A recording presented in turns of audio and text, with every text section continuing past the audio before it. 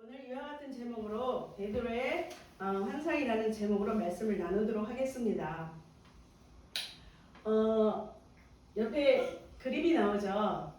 베드로가 꿈을 꾼 환상이거든요. 네 개가 묶여 있는 보자기와 같은 큰 그릇에 갖가지 짐승이 있는 그런 그림입니다. 이것이 우리에게 어떤 교훈을 주는지 오늘 말씀을 통해서 함께 나누도록 하겠습니다. 베드로는 이때 베드로가 어디에 있었냐면 욥바에 있었어요. 욥바라는 곳에 시몬이라는 집에 머물러 있었는데 베드로가 지붕에 올라가서 이제 기도를 하려고 집으로 올라갔습니다. 올라가서 기도를 하려고 하는데 배가 고픈 거예요. 그래서 사람들은 식사를 준비하고 있었고 그때 비몽사몽간에 황홀한 지경 속에서 하늘의 문이 열려지고 이와 같은 보자기와 같이 큰 그릇이 땅으로 내려왔습니다. 그 보자기 안에는 네발되는 각종 짐승이 있었고 그리고 배로 기어다니는 짐승이 있었고 그리고 날아다니는 것들이 있었습니다. 근데요 하늘에서 소리가 들렸어요. 어떤 소리가 들렸냐면 베드로야 일어나서 이 모든 것을 잡아먹어라. 베드로가 깜짝 놀라면서 주님 저는 그걸 잡아먹을 수 없습니다. 저는 속되고 깨끗하지 않은 것을 먹지 않습니다. 율법에 가증한 짐승들은 동물들을 먹지 말라고 했거든요. 베드로는 그 말씀을 알고 있었던 거예요.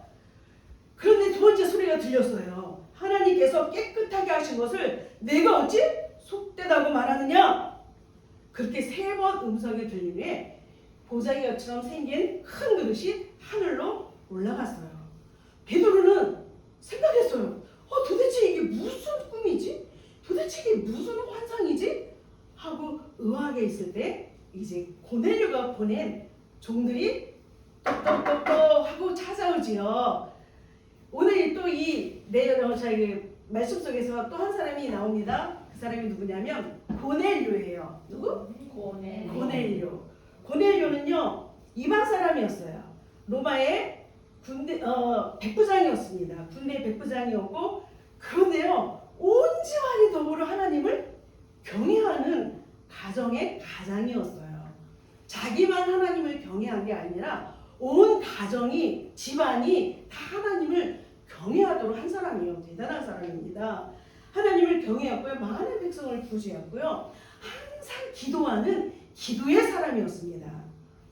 고넬료의 이 기도와 구제를요. 하나님이 기억하고 계셨다고 천사를 통해서 알려주시고 욥바에 있는 베드로를 청해서 하나님의 말씀을 듣도록 천사가 일러줍니다. 그래서 고넬료가 종들을 보낸 거죠. 종 2명과 하나님을 경외하는 자기 병사 중에 한 명을 보낸 거지요. 오늘 말씀 속에서 베드로에게 하나님이 왜 이 환상을 보여주셨을까? 여러분들이 잘 알고 계실 거예요. 베드로에게 이 환상을 보내주신 것은요. 유대인들은요. 유대인이 아닌 다른 나라 이방인들하고 함께하는 것을 죄로 여겼어요. 죄로 여겼기 때문에 아마 이 하나님이 이 환상을 보여주지 않았으면 고넬료의 요청에 순종하지 않았을 겁니다.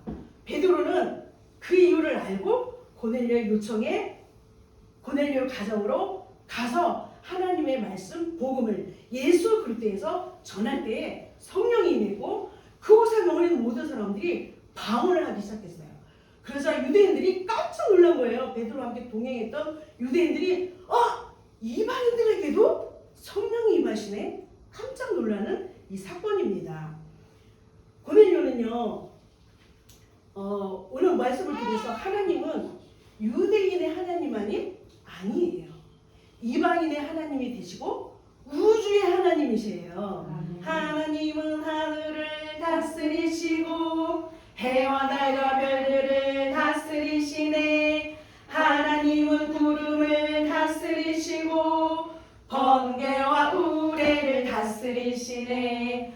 할렐루야 하나님은 할렐루야 영원히. 하나님은 우주를 다스리시고 빛으로 만물을 다스리시네. 아멘. 하나님은 우주를 다스리시는 창조주 하나님이시고 만국의 하나님이시고 심중의 신이라 하나님이십니다. 이 하나님이 누굴 만나주신 거예요? 고넬료와 고넬료 가정에 있는 모든 사람들을 만나주셨습니다. 고넬료는 어떤 사람이었어요? 하나님을 경외하는 사람이었어요. 근데 자기만 하나님을 경외한 것이 아니라 온 집안이 하나님을 경외하도록 이끌어온 가장입니다. 우리 살아가는 자녀들도요, 하나님을 경외하는 자녀로 양육해내는 믿음의 부모가 되길 축복합니다. 아멘. 우리 사랑하는 자녀들이 정말 하나님을 경외하는 자녀로 자라나야 하잖아요. 정말 예쁘게 성령의 사랑으로 자라나야 되잖아요. 근데 이 아이들이 자라면서 이제 자아가 성장하면서 짜증도 내고 심술도 부립니다. 짜증쟁이, 심술쟁이, 지혜가 없어져요. 짜증쟁이, 심술쟁이, 지혜가 없어져요. 예쁜 말 고운 말로 의논하세요. 착하고 아름다운 지혜 있어요. 예, 아기가 태어나면서 우리 오늘 오랜만에 유진이가 왔는데 태어나면서 가지고 태어나는 게 뭐가 있어요? 우는 거, 그쵸? 울고 숨쉬고 먹고 싸고 가지고 나온 게 이거뿐이 없어요. 배고파도 울고 심심해도 울고 똥싸도 울고 졸려도 울고 오줌 싸도 울고. 정우가 그러니? 진이가 그렇대요. 이렇게요. 아기들 우는 것이 무기예요. 우는 것이 재산이고 미천이에요. 가지고 태어나게 그것뿐이 없으니까. 근데 이 울음을 다스려 주느라고 때로는 어떻게 해요? 책망도 하잖아요. 그런데 이 울음을 다스리냐고 처음부터 우리가 책망하진 않죠. 해야 되죠. 왜 얘가 우는지 엄마가 알고 대처 해주는데 왜 우는지 이유를 모르고 있으면 어느 순간 보면 얘가 뭔가 고집을 피워서 울 때가 있어요. 그럴 때는 어떻게 해요? 채찍과 꾸지람이 지혜를 주거늘 임의로 하게 내버려두면 어미를 욕되게 한다 그랬잖아요. 그렇기 때문에 여기서 채찍은 목자의 지팡이를 의미해요. 양들이 자기가 멋대로 가는 곳을 어떻게 해요? 바르게 인도하기 위해서 지팡이로 이렇게 몰아주잖아요. 그런 의미의 채찍이에요. 사랑이 담긴 채찍이에요. 그냥 감정으로 때리는 막 너무 힘들어가지고 아유 조용히 좀 그만 울어 이렇게 감정이 아니라 아기를 정말 하나님을 경외하는 예쁜 마음으로 자랄 수 있도록 사랑으로 바로잡아주는 그런 사랑의 채찍인 거죠. 때릴지라도 죽지 아니하리니 태는 타인인데도 고집 부리면 그때는 책망을 해야죠. 그때는 초달해야죠. 지금 네가 하고 싶은 대로 하면 고집이지. 애기들이요, 깐나는 애들이요 정말 영적인 거 너무 잘 알아들어요. 영적인 건 너무 잘 알아들어요. 우리 사람은요, 사람이 어떻게 돼 있어요? 영과 혼과 육으로 돼 있잖아요. 육체는 영이 충만하면 영대로 움직이는 거고요. 혼으로 충만하면 혼대로 움직이는 게 육체예요. 근데 우리 아기들이 자가 발달하기 전에는 자기 혼이 작동하지를 않아요. 그럼 뭐가 충만해요? 하나님의 영이 충만해요. 그렇기 때문에요, 하나님의 말씀 너무 잘 알아들어요. 저도 이게 인제 깨달은 거예요. 이 아기들은 영으로 통해요. 우리 엄마들이요, 아기들 키워보면 알아요. 하나님 찬양해 보세요. 아기들이요, 얼마나 그 찬양 앞에서 마음이 다스려지는지 몰라요. 그렇기 때문에요, 우리 사랑하는 자녀들 고집을 부리는 거는 하나님 앞에 책망감이잖아요. 고집은 꺾어줘야 돼요. 근데 엄마가 편하려고 조용히 그거는 아니에요. 이거를 정말 지혜롭게 어머니들이 믿음을 가지고 얘기했으면 참 좋겠습니다. 근데 무엇보다도 중요한 것은 때리는 것으로 끝나면 안 돼요. 책망으로 끝나면 안 돼요. 네가 이렇게 고집 피우는 거, 네가 이렇게 심술 부리는 거, 네가 이렇게 말 안 듣는 거, 이 죄로 인해서 예수님이 십자가에서 처참하게 죽으셨단다. 너를 이처럼 사랑하셔. 네가 정말 예수님을 닮는 자녀로 자라나기를 하나님 원하셔. 그런데 네가 이렇게 고집 피우고, 네가 이렇게 때를 쓰고, 네가 이렇게 말 안 들으면 네 죄 때문에 십자가에 죽으신 예수님이 얼마나 마음이 아프시겠어. 십자가의 그 사랑을 심어주셔야 돼요. 책망으로 끝나는 것이 아니라 십자가의 사랑을 심어주세요. 정말 우리 아기들이 알아들어요. 믿고 심어주세요. 아멘. 이 영이 충만해 점점점 더 자라면서 영으로 더 충만해야 되는데 혼으로 충만하잖아요. 그거는요, 우리 엄마들이 저도 몰랐었어요. 저도 몰랐었어요. 몰라서 그래요. 더 영으로 잘하면 잘할수록 예수님이 키가 자라면 지혜가 자라고 정말 하나님 앞에 사람 앞에 사랑받았던 거는 영으로 충만했거든요. 세례 요한도 그랬고요. 영으로 충만한 자녀를 놓치지 않고 하나님의 말씀과 기도로 양육해내는 부모가 되길 축복합니다. 아멘. 아담의 범죄 이후에는요, 우리 사랑하는 아기들뿐만 아니라 우리들도요, 의의 피와 죄의 피가 흐르고 있어요. 그래서 싸우는 것은 당연한 거예요. 근데 지금은 우리 애기들이니까 싸우지는 않고 형제가 지호는 지금 동생이 있는데 깐난이니까 싸울 일은 없지만 좀 잘하면 저는 서로 자가 생기면서 다투기도 하잖아요. 그거는 당연한 건데 그냥 두면 안 된다는 거죠. 어떠한 중년 신사의 고백이 있습니다. 내가 어려서 1살 때 엄마가 나를 속인 것 때문에 내가 술주정뱅이가 되고 고치지 못하는 방탕한 사람이 됐다고 고백했습니다. 그리고 2살 때는 아빠가 엄마 몰래 하녀하고 키스하는 것을 목격한 것 때문에 자기는 평생 고치지 못하는 도벽이 생겼다고. 그리고 3살 때는요, 형제들과 진짜 심하게 싸우는데 그거를 엄마가 재판하지 않는 거예요. 그 심하게 싸운 것이 원인이 돼서 고향의 누나를 빼고 아내를 죽이는 살인범이 되었다고 고백했습니다. 그래서 이 영화기 때가 얼마나 중요한지 모릅니다. 그리고 우리 어머니들이 가정에서 하나의 미랄이 되어서 죽어줘야 돼요. 죽어줘야 돼요. 근데 죽으면 어떻게 해요? 나의 죽음을 통해서 거기서 싹이 나고 열매 맺는 우리 아기 영혼들이, 또 남편의 영혼이, 그런 생명의 역사들이 일어납니다. 아멘. 가정은 공동생활이잖아요. 나 혼자 사는 게 아니잖아요. 그래서요, 모두가 하나의 미랄이 되어서 죽어줘야 돼요. 아내만 죽는 게 아니라 남편도 죽어야 되는데 남편이 믿음이 없으면 어떻게 해요? 어떻게 할 수 없어요. 믿음 있는 아내가 죽어야 돼요. 그래서 죽어줘야지만 부부간에 싸움이 없어요. 서로 다른 환경 속에서 20년, 30년 자랐는데 다를 수밖에 없잖아요. 내 틀에 맞지 않는다고 해서 그거 가지고 아웅사웅 싸우지 마시고 서로 잘 소통을 이뤄낼 수 있는 부부가 되길 축복합니다. 죽지 않기 때문에 부부가 싸우는 거고요. 죽지 않기 때문에 이혼율이 높아지는 거예요. 우리 여기 혜빈 선생님 있는데 결혼하려면 살려가는 게 아니라 죽으러 가는 거예요. 살려고 이게 탈출해가지고 결혼할 거야. 절대로 그 결혼 행복하지 않아요. 나는 결혼해서 나는 죽으러 가. 나로 인해서 남편, 자녀, 영혼 살리러 결혼하는 거야. 그럴 때 결혼하는 거예요. 그러면 결혼 안 하려나? 근데 죽으면요 생명의 역사가 있습니다. 그 기쁨이 있습니다. 죽어지는 그런 희생이 있어야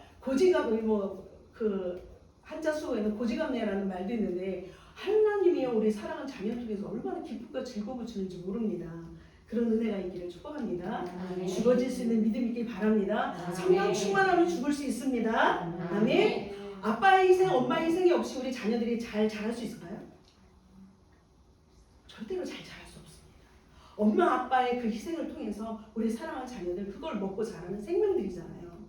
그냥 네 알아서 커라? 절대로 잘 자라지 않습니다. 우리 사랑하는 엄마 하나의 미랄이 되어서 죽읍시다. 아멘. 아멘. 이 하나님이 기뻐하시는 길은 후약한 결박을 풀어준다고 했어요. 그리고 멍해주를 끌어주고 배고플 때 먹을 것을 주고 목마를 때 마실 것을 주고 그러잖아요. 우리 사랑하는 어머니들이 정말로 이 주의를 기억해야 될 거 3가지 꼭 기억하시고 주의를 정말 생명처럼 지키세요. 우리 사랑하는 자녀들이요. 그러면 이 주의를 통해서 하나님을 경외하는 법을 배웁니다. 경외하는 거는 온전히 하나님을 예배하는 거잖아요. 이 예배뿐만 아니라 삶 가운데서도 삶으로 예배하는 거잖아요. 그게 하나님 경외하는 거예요. 주일 예배를, 그런데 이 주일 예배를 안 지키면 안 되겠죠. 아기도 예배자로 하나님 부르셨다는 걸 놓치지 마세요. 하나님이 예배자로 부르셨습니다. 그래서 우리 아기들이요.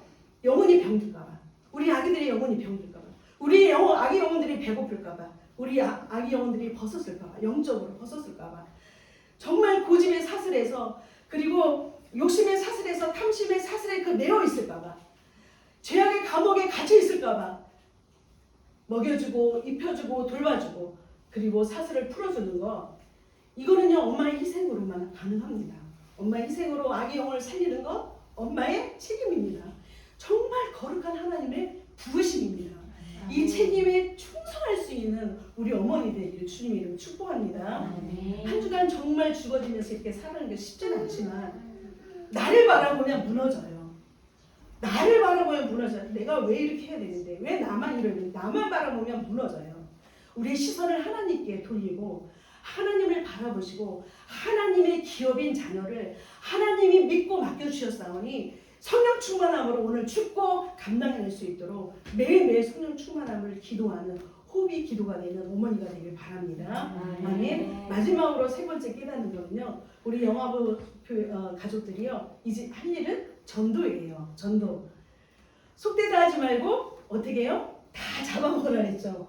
우리 참새 같은 사람도 여기 누가야? 사자 같은 사람도 뱀 같은 사람도 까미 같은 사람도 어떻게 해요? 전도해야 돼요. 부모가 믿음이 없어도 전도가 됩니다. 왜냐하면 우리 예쁜 부모들은요 자녀들이 정말 예쁘게 잘 자라기를 원하거든요. 뭐 얼굴이 예쁜 게 아니라 마음이 예쁘게 잘 자라기를 원해요. 그리고요 영아기 때요 잘 키워놓으면요 청소년 문제가 해결이 돼요. 사춘기가 와도 뭐 사춘기 다 겪는 거잖아. 거기서 말씀과 갈등하면서 말씀으로 선택하는 그런 훈련을 해요. 그렇기 때문에 청소년 문제가 해결이 됩니다. 이렇게 우리 사랑하는 어머니들이 자녀 믿지 않는 부모들에게도 영아부를 전도해야 돼요. 아기가 예쁘게 커요. 불량해지지 않으니까 교회 오세요. 우리 교회 영아부가 있어요. 청소년 문제가 해결됩니다. 이렇게 전도할 수 있는 우리 영아부 가족이 되길 축복합니다. 그래서 영아부 예배 오다 보면 믿음이 생겨요. 유기의 성도님 영아부 예배 오다 보니까 믿음이 생겼나요? 아멘. 영아부 예배 오다 보면 시간이 걸리지만 믿음이 생깁니다. 그렇게 믿으시고 전도하는 저와 여러분이 되길 축복합니다. 아멘. 이렇게 믿음의 가정에 8일을 하려 명령을 주심으로 인해서 인간의 시작은 인신부터고 그리고 교육은 모태부터고 하나님의 법을 행할 의미는 생후 8일부터예요. 우리 아기들의 영혼이 정말로 잡초로 우거지기 전에 우리 영혼이 잡초로 우거지기 전에 육체의 소욕으로 가득 차기 전에 성령의 소욕이 심어지는 정말 성령 안에서 그리고 진리 안에서 오늘 주일 예배자로 그리고 삶 속에서 어머니들이 예배자로 살아날 수 있도록 하나님의 미랄이 되어 죽어지고 그리고 자녀들을 하나님의 사람 그리고 선한 일을 행할 수 있는 능력의 사람으로 양육해내서 하나님 앞에 쓰임받는 그런 놀라운 오늘날의 베드로 오늘날의 보넬료로 자라기를 주님의 이름 축복합니다. 아멘. 기도하겠습니다.